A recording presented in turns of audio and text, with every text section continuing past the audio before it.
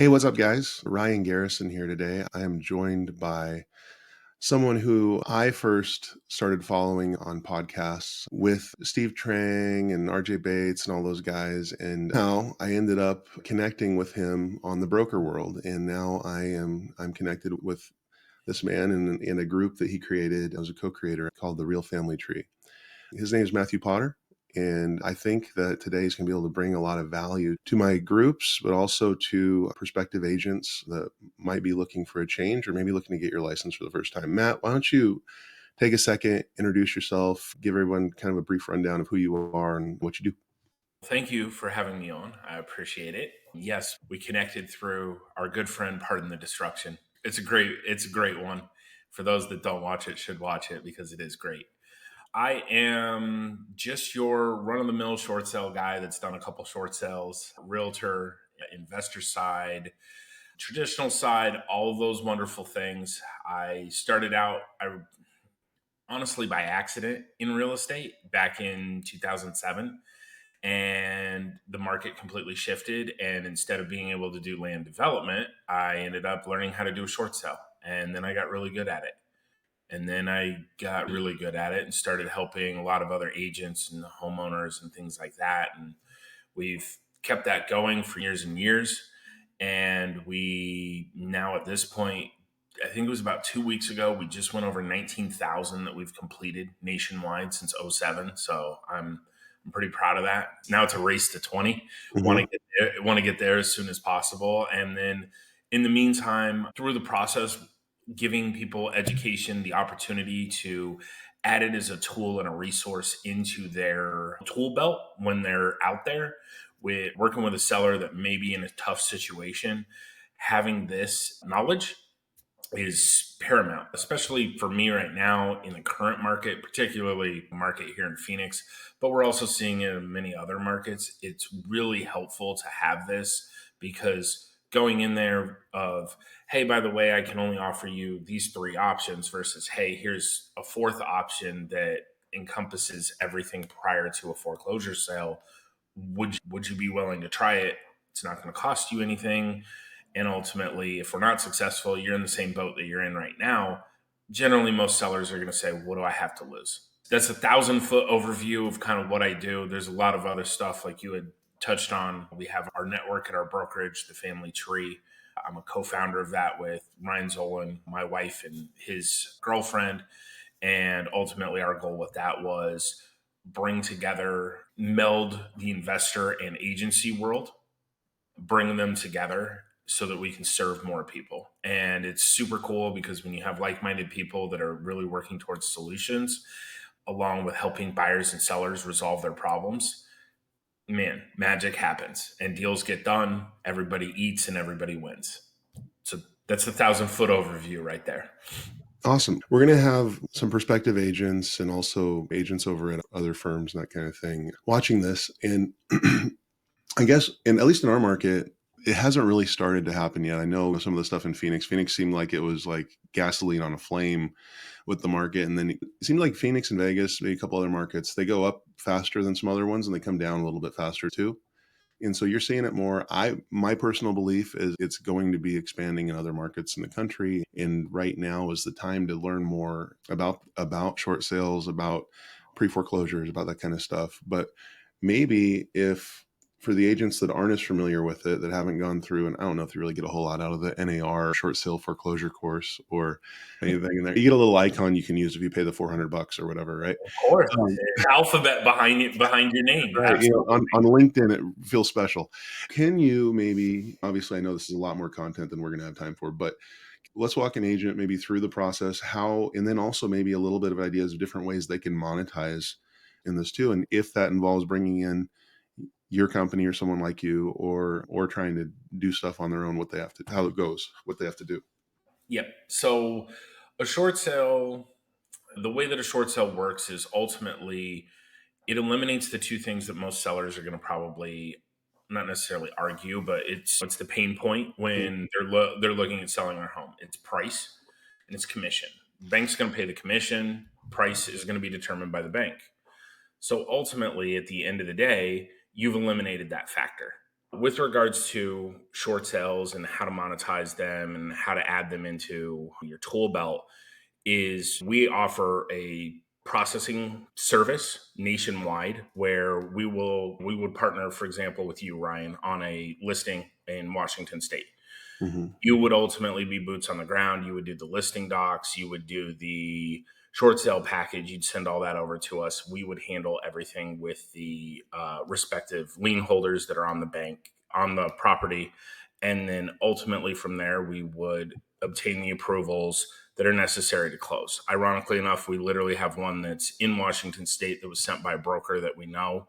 He sent it over. He's like, dude, I don't know. Like, I found it. I don't know what to do with it. You're the guy. And I was like, we got you. Not a problem. We've been working on that one for about 5 weeks. It's in the process of being approved right now. Like, it's literally to the point of approval. So for on the agency side, it's a great way to ultimately be an agent if you really want to get down to it. Like, you are providing a service to the seller.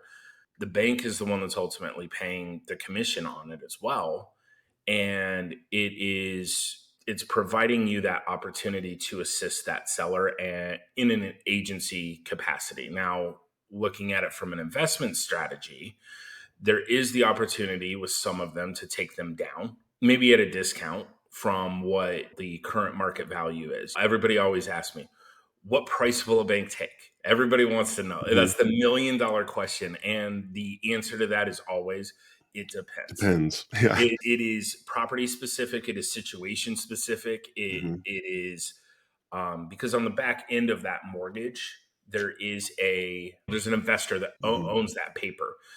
They're the ones that are going to make the determination of what they're willing to sell the property for. So, from an investment strategy, you do have the ability to go in. Again, we'll just use another example. Say that you found a property you wanted to purchase for maybe a fix and flip. Let's just say it Hmm. met your criteria there. With regards to that property, you would not be the listing agent on it. You would have somebody else list it because the bank's not going to pay you as the buyer a commission to buy the property at a Hmm. discount. They're just not going to. I've had people that will argue with me until they're blue in the face on that, and I'm like, look, the answer is no. I'm just letting you know that is the answer. There's no way around this. And they're like, What if I do it through an LLC, and then if I get yeah, the, yeah, the right, whole yeah. thing. And I'm like, look, that's great. You still have to send articles of incorporation that show Hmm. who the members are of the LLC. So unless you're not a member of the LLC, it's a moot point, like it is. So it's one of those, like, just partner up with an agent, have them list it. You go ahead and be the buyer and submit your offer. From there, depending on what they end up approving on it, will when they may come back and they may say, hey, look, we need X amount. You say, nah, that doesn't work. Okay, fine. You exit stage left, it gets retailed out, it sells. It's not the end of the world. They may come back and say, yeah, hey, your offer's in line. We'll go ahead and approve it. Which, if that's the case, congratulations. You got yourself a new investment to work with. You got a fix and flip, a buy and hold, a burr. I don't know a lot of people that are doing burrs right now with where rates are, Yeah, but no. there's back in the day that was a method when rates were five, not really an issue there. So there's a bunch of different ways that you can do that. One of the things that I always try to, I like everybody to just know up front, you are not going to assign a short sale. It's not going to happen. The bank isn't going to allow you to just assign it over to Right. somebody else. I have had people argue with me about that one as well. And I'm like, look, at the end of the day, the bank specifically states on their approval that there's going to be no assignment. Quick question on that. Does I still understand that the LLC sale method might work, or is they're going to nix that too? In theory, it does. Okay. This is the thing. In theory, a lot of things work. In theory, Right. communism works if we really want to get down to it. It doesn't mean that it may be something you want to participate in, though. So, what I usually tell people with the LLC model or something like that, if the numbers are good enough and there's no deed restrictions that are presented, just get a transactional lender and do a double escrow. That's going to be your safest, easiest way. You've adhered to the terms of the approval. The buyer is able to legally buy the property from you, not an issue. Because when you start making changes to the LLC, and this is the reality, The bank has a lot more money than you will. I promise you, Wells Fargo has more Yeah. money than you do. Chase does, any of them do. And if they sense in any way whatsoever that there has been something that's outside of the norm of what they're allowing, they're ultimately going to come at you with the hammer of God. And you don't want that. I know that agents are always going to randomly come across onesie, twosies, whatever, like that says, "Oh, I found the seller and they found me, and they owe too much in their house, or their house is a dump, and now it's not gonna sell." That's going to happen no matter what. But how can we be more aggressive? Do you recommend going maybe to asset managers directly? What kind of methods can we do to maybe increase our opportunities to find more short sales and maybe pre foreclosures, that kind of thing? Gotcha. So going to an asset manager, that one's going to be difficult because most of the time the banks are just, hey, we can't assign these out to anybody. We can't give that information out. Hmm. The best way that I found is go through your lists. Investors use lists a lot. Hmm. So do agents, your pre foreclosures, your little to no equities, your absentee, your honestly, depending on the state, a lot of success with people who have passed away with reverse mortgages because those Mm. can be shorted. So Okay. those are some of the best ways to go and target properties that ultimately may be short sale opportunities. Okay. Other groups. So I'm in another group that they do short sale pre foreclosure stuff and then offer services and have third parties and stuff. With that, some of them charge pretty solid fees, not on commission. They get added maybe to the buyer at the end of it, not necessarily from the seller. Do you, with the way you do it, do you have additional like charges, fees, services that you can increase revenue, or are you strictly doing it off referral commission, or how do you do it? I do it strictly off referral commission. So we'll just use a hypothetical, say that you had a short sale listing. It's going to be 1% that will come to us. The other 5% is for you and the other broker. So that's the way that we have that structured. Hmm. Um, Ultimately, we don't charge fees to the seller. We don't charge fees to the buyer because more often than not, the bank's not going to pay it. And then in addition to that, when you're talking to like a buyer, it's pretty shitty to come to them and say, "Hey, look, by the way, you need to pay me 5 grand to go ahead and do this as well." Hmm. I have found it's much easier to do volume at a lower margin rather than onesies, twosies, and try to get a higher fee from a buyer and things like that. So we actually snipe off a lot of business from people that do that model. I'm not knocking it in any way whatsoever. It's just for us, we found this is a much easier and cleaner way to provide the solution to Hmm. all parties and be able to get it to the finish line without these hurdles or hiccups or anything like that. Because the bank at the end of the day is scrutinizing it because they're losing money on it. So they're Hmm. like, hey, look, we're only going to allow X amount of fees to be approved, things like that. Even on the buy side, sometimes they'll get a little uppity on that as well. So for us, it's look, if the commission's there, it's baked into the approval process, anyways. Might as well just do it off of a referral commission, do a good job. And instead of doing just one deal, end up doing 10 deals, 20 deals, 30 deals with that particular agent and creating that long lasting relationship that ultimately keeps both parties fed. Mhm. Yeah, the fee model definitely can get pricey. I think one of them in particular, I remember they were a 10 grand minimum fee. Ooh. And I don't know, maybe you can tell me, correct me, but I think the way they market it is like, hey, we have an approved short sale. Here's the price. Maybe it includes the fee in that price. Maybe that they market it. I don't know, but that's a good chunk of dough. And then you have I would depending on the price point. Hell, that could be 10% right there. That's the. a that is a healthy fee for sure. God Hmm. bless them for being able to get it. But like I said, I'm a firm believer of do volume. Yeah, Volume will always win. The fast yeah. nickel will always beat the slow dime. It always will. Especially as you have the systems, if you have everything in place to be able to process it efficiently. Yep. Right? Yeah. So, what talk to me a little bit just about your real estate background. Like, where did you, as an agent and everything, how did you get started, and then what brought you to where you are now? So funny story on that. The reason that I'm an agent is because the state of Arizona finally decided they wanted me to be an agent while I was doing all these short sales. So, like, for God, what was it? 6 years, I was just the man behind the curtain. I Mhm. was not technically licensed. I was licensed because of our business structure, but I didn't do anything with it. Finally came out and said, "Hey, look, we want you to be licensed." And I was like, "Okay, fair enough." And I ended up at that point, I had pretty much done a short sale for every brokerage in Arizona, it felt like. So I had a pretty good idea of what all the brokerages were like, what they had to offer. And I ended up saying, you know what? I'm going to go ahead and hang my license with Steve. That's Steve Trang over at Stunning Homes. He had just opened it up because I knew at the end of the day, Steve was going to let me operate the way I needed to.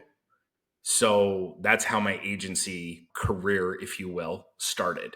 And he was a And private broker, right? He wasn't under a big one. He was just private. correct. He Okay. was he for lack of better words, he was a boutique. He was, I think at the time I was agent number like 3 there, Okay. maybe.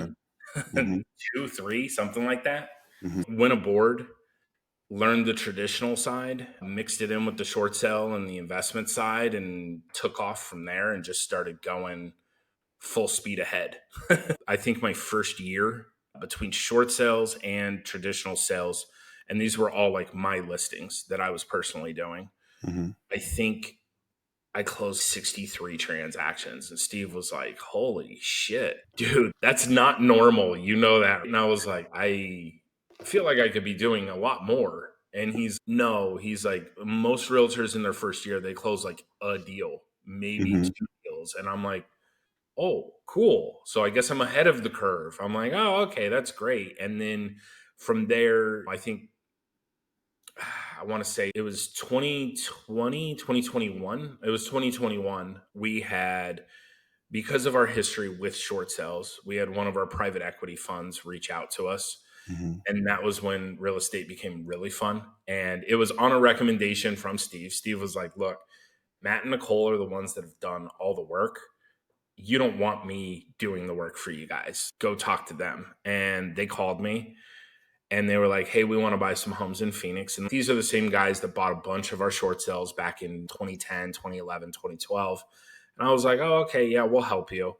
And then I think it was in 21, in 9 months, we closed on 474 deals.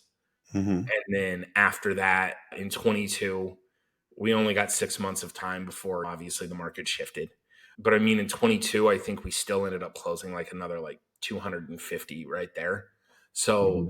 it's funny to me because a lot of people at the time told me I was really stupid for aligning with Steve. Steve had a high cap in their world. And they were like, why would you go over there? And these are people that are still at the same 100% shop Hmm. and they're still closing their 50 deals a year, which, like, don't get me wrong, there's no hate on that. Like 50 deals a year is a great number. Like, Or that's fantastic. 15 deals a year, right? It is, it's Some of them. absolutely fantastic.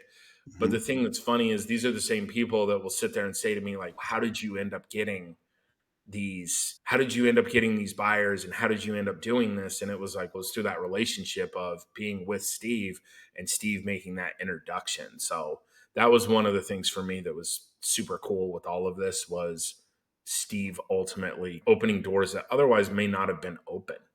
So, Hmm. like I said, just my 2 cents on that one. Not Yeah. to go Well, off on a tangent. here's the good news: is that if you do another 500 this year, Steve can get a new Tesla. Absolutely. He Right. needs a new Yeah. one. He Yeah. needs a new Pepsi. Oh man. And then Steve, I believe at some point in there, he decided that being a broker maybe isn't as attractive as being with a broker, right? Especially if you can get the right one. When did he maybe close that shop and come over to Real? Here's the thing that I love about Steve. I Hmm. have the utmost respect for Steve. I do. Hmm. I'm still amazing, great friends with him. Eventually, he might answer a question properly on PTD, so he'll get some points from me. Right. But Or more funny anyway, right? yeah, just give me that good dry Steve wit. I need some Steve wit. So here's the thing that's awesome about Steve. Throughout the history of Stunning Homes, he had opportunities to roll the brokerage over. He originally looked at Keller Williams. Hmm. We went through everything. It just didn't make sense. Looked at Remax, didn't make sense. Looked at EXP, Hmm. didn't make sense. Finally, he came to us. I want to say it was, let me think about this. It was March of 22. He came to me and my wife and said, "Hey, I think that real is going to be more beneficial for you than just being with me." And I was like, "Okay, let me take a look at this." So I did, and it made more sense. And 2 weeks later, we rolled the whole brokerage over into Real's system. And since then, it's been absolutely great for us. It's been great for Steve. It's been great for everybody that's joined us. It's created much more of a community because I joke around, I call it, you're a whale in a lake because you're within the confines of Arizona. Like Hmm. you're not going to grow outside of Arizona if you're at a brokerage that's only in Arizona. Real is a national brand. The likelihood is that you and I connect on, especially an agency brokerage level, is extremely slim if I'm still at Stunning Homes. Like if it stayed Stunning Homes. Right. Through the power of Real and community and collaboration, you and I now have alignment there. And it's, I can help your business, you can help my business, and vice versa.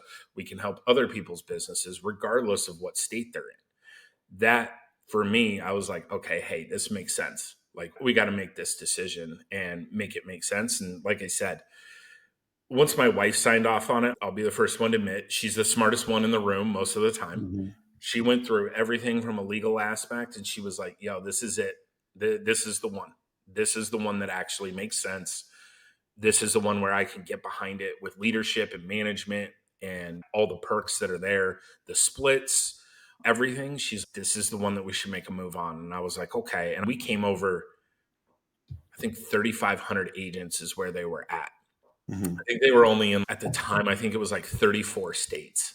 Hmm. We came over like before it really started to go. And then now we're at all 50 states, six Canadian provinces.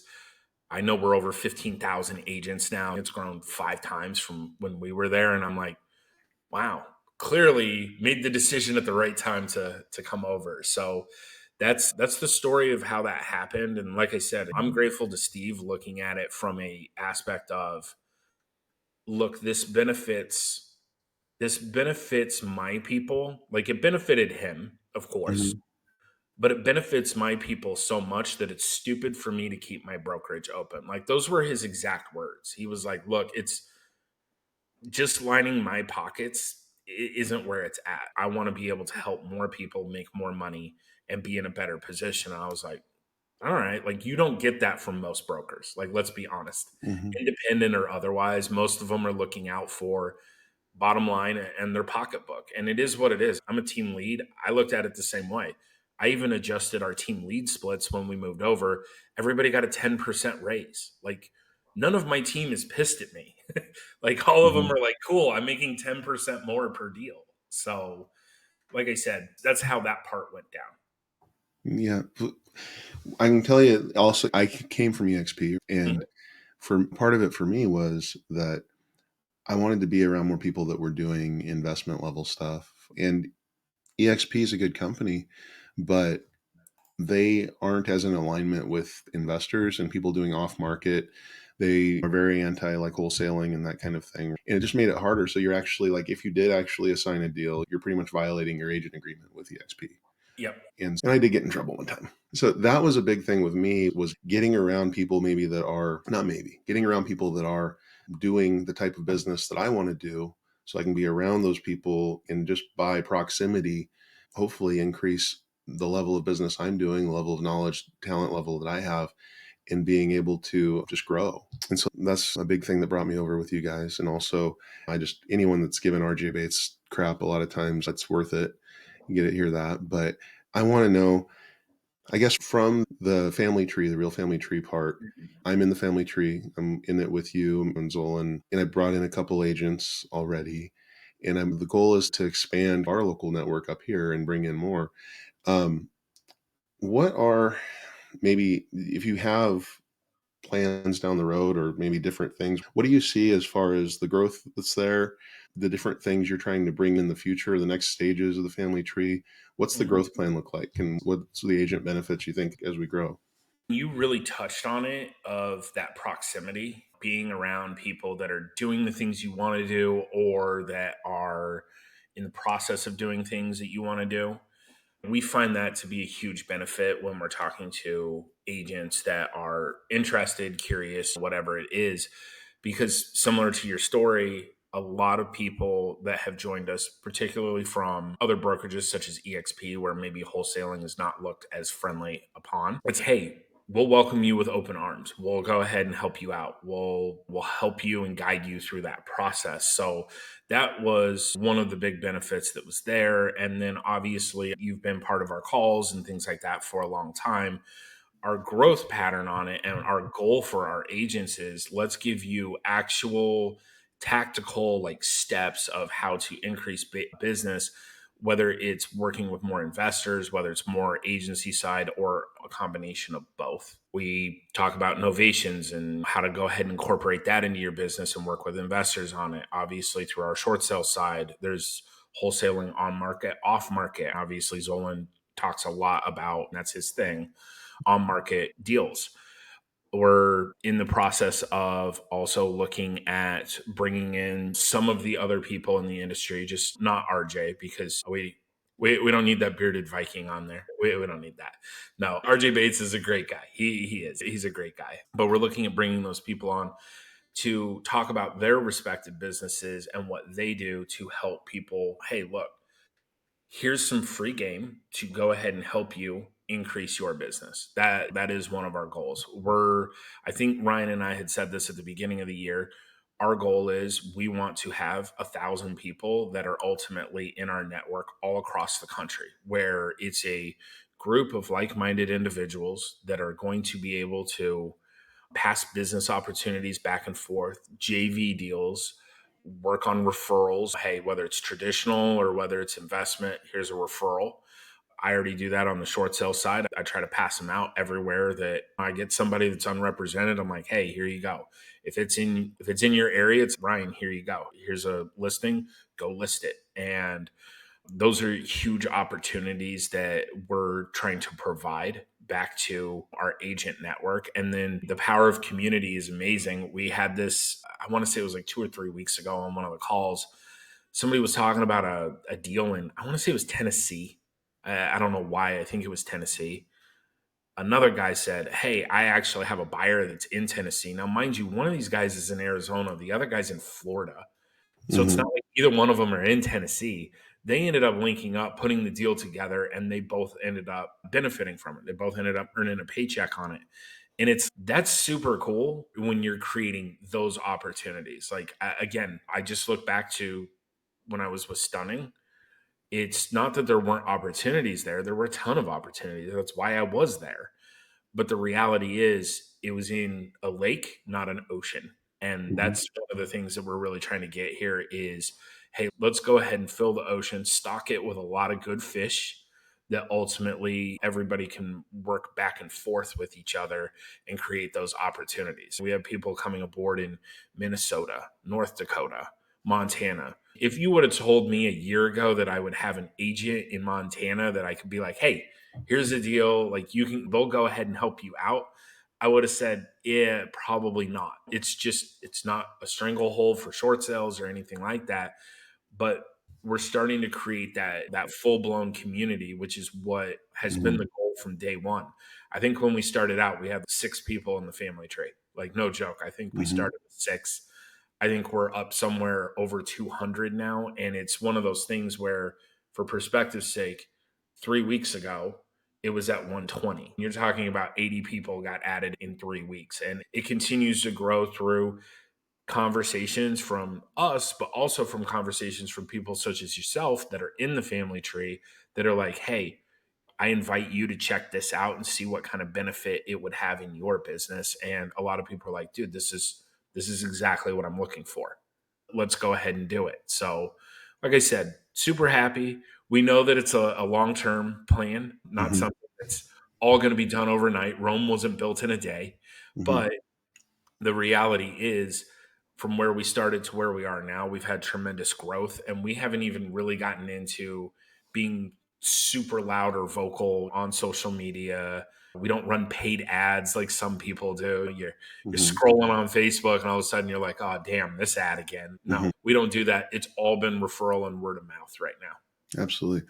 And one thing I will go with too is, if you are interested, if you want to see what the family tree, what Real has to offer, I got a link right here. There we go. There you go. There you go. There you Right. go. Yeah, and Go so with you me. can actually you can click in there and you can go there to get into the system, start looking at some of the materials, some of the bennies. I went to a workshop last week down in Florida, and the one thing that probably stuck with me more than anything is there was an MC of the event, and his name was Paul Conti, and he came with the point of, are these people that you are surrounding yourself with, that you're paying monthly, whether it's that you're paying in general, whether it's accounting, whether it's insurance providers, whether are they providers or are they partners in your business? Mhm. And I've got people that I use for contracting stuff. I've got people I use for insurance. I got people I use for accounting, bookkeeping. And when I started thinking about it more and more, they're providers. I pay them, they do something, but it doesn't help me move the needle in any way, shape, or form. I could just as easily find another insurance person, and it's not going to change my business if I'm using that other person. So that's one of the, and I wasn't able to articulate that philosophy, but that was one of the things that brought me over to Real and in the family tree. Is I would, when all the time I was with EXP, there was people there I liked. I actually had an office I could go to. That was cool, but that's not normal at EXP. And but I didn't get one deal the entire time I was there because I was with EXP, or even really one opportunity to do a deal because I was with EXP. Right? And that was one of the things, is I'm trying to surround myself and get into situations where I'm with people that are partners in my business, not just providers. And that's, I think, the way that more people in this business need to look at it. Dude, your comment could not be more timely because Nicole and I had this discussion. I kid you not. It was probably Mhm. last night or the night before, where it feels good to be with a brokerage that is a partner in my growth versus just an entity that's there that Mhm. ultimately takes a split and okay, cool, we've kept you in compliance. Continually are trying to give back to their agents of, and it comes literally from the CEO, Tamir. Tamir has a plaque above his door that says, how can we make agents' lives better today? And this is the thing I'm going to tell you. At first, when I looked at Real, I was like, whatever. We'll see if they're all about this. Whatever. We'll Mhm. move over. Under a worst case, if it doesn't work, it doesn't work. It's fine. I can go somewhere else. It's not the end of the world. Mhm. And I was like, I can't actually fathom that there's a CEO that really gives that much of a crap about the people that are there Mhm. because it's such a foreign concept, as sad as that is. It's a foreign concept in business. It honestly really is, especially when you're dealing with a publicly traded company. So then came aboard, they made adjustments to revenue share, but they made adjustments to revenue share in the benefit of the agent, where it was like, hey, instead of having to have whatever it was, 10 agents to get to your tier two, you only need 5 agents that are producing. Okay, hey, that changes the game. Like it creates more of a opportunity. Hey, here's a joint venture title company opportunity if you want to participate in it. Hey, we have in house lending. Here's an opportunity for you as well. All of a sudden, you start looking at everything that they're trying to do to help you. Like they came across with health insurance. Okay, health insurance is a struggle for most agents. Like it is. Hey, there's an option that is available. Mhm. God forbid, let's be honest, we're all human. It happens. Say I pass away, my wife is my beneficiary. Everything goes to her. She continues to get the benefit. Just like I'm still there, she ultimately gets all the benefit. Like those were things for me where I was like, holy crap, I really feel like I have a partner in a brokerage. Like it's like you said, it's not a provider. It's not just, hey, I pay Mhm. you, give me check. Like that's no disrespect to Steve, but in a lot of ways that was that part of just the broker dynamic, not the Matt and Steve dynamic, the brokerage dynamic, because I didn't need a lot from the brokerage side was the thing. Mhm. Like I didn't, and to an extent, I still don't at this point. It's just there's a lot more benefit that's there, and that was one of the number one things Steve kept driving home. I was like, bro, why are you making this change? I'm busy. I got a bunch of escrows. Like, I don't want to do shit. Like, I just want to sell homes. And this is going to benefit you at a much higher level. Like, Mhm. we need to make this move. And Steve and I, at times, we will butt heads, but in a totally respectful way, but we will butt heads. And it's, I don't want to do this, blah, blah, blah. And this is going to be good for your growth. So either A, you're buying the brokerage, or B, you're going to move. And I'm like, all right, I need to clearly actually look at this. And like I said, once we've done it, it's amazing having a partner versus a provider. It is. Mhm. And the weird thing is, like you said, you struggled with the words to be able to quantify it, to put it in words, because you didn't even know that those were the words you were looking for. Mhm. That's the thing. Like when Nicole and I were having that conversation the other evening, I was like, I didn't even realize that's what we were like trying to have a discussion about, or the way we were trying to word it. And it just came out when we were talking to another agent, and I was like, oh, there we go. That's what we've been looking for. It's we have the partnership with the brokerage. We grow with the brokerage grows with us. That's awesome. That's what you want. Absolutely. And you can totally quote me on PTD if you need to. It's fine. Oh, Yeah. no worries. I'll just be like, Garrison is the one that ultimately came up with this. I like it. I like it. Cool, man. Appreciate you taking the time getting together with me. We've been trying to put it together for a little bit. And I definitely think that we have the ability to add value, to bring real and also bring the family tree to other agents and other potential agents out there. And I would just encourage people, if you are interested, the link's down here, right Yeah, there. there we go. And check it out. It's join.garrisonre.com.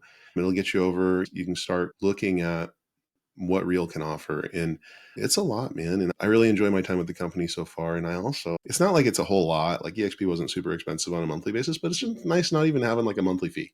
Yep. Like, I hate when it's okay, I haven't had a deal in a little bit. And then I just see that transaction on the credit card and I was like, God dang it.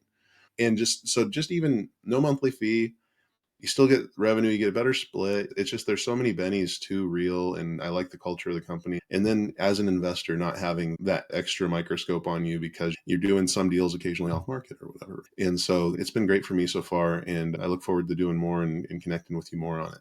Hey, tell the people where to find you and where they can find out more about Matt Potter. Most days you can find me hiding in my office right here.